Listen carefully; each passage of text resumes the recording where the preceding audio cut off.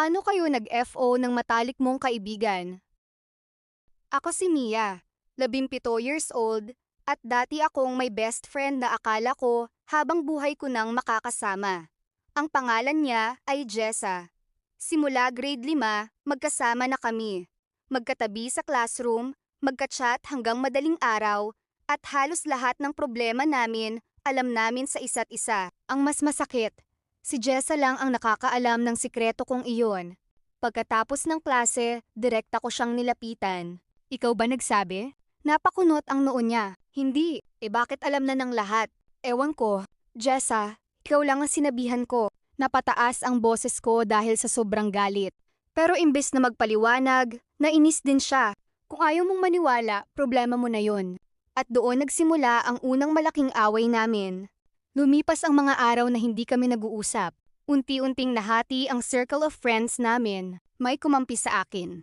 May kumampi sa kanya. Lalo lang lumaki ang gulo. Hanggang sa dumating ang punto na bawat post namin sa social media, parang patama na sa isa't isa. Bawat salita, bawat shared post, may kahulugan. Nakakapagod, nakakasakit. Pero walang gustong mauna para ayusin ang lahat. Isang gabi, may nakita kong screenshot na ipinadala ng isa naming kaklase. Screenshot iyon ng group chat nila. At nandoon si Jessa. May mga biro tungkol sa akin. May mga tawanan.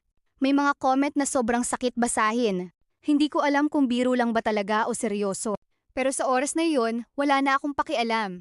Pakiramdam ko pinagtaksilan niya ako, hindi lang bilang kaibigan, kundi bilang taong pinagkatiwalaan ko ng lahat. Kinabukasan, blinok ko siya sa lahat ng social media accounts ko, at ganun din ang ginawa niya sa akin. Lumipas ang mga buwan. Dumating ang graduation. Nasa iisang venue kami pero hindi man lang nagkatinginan.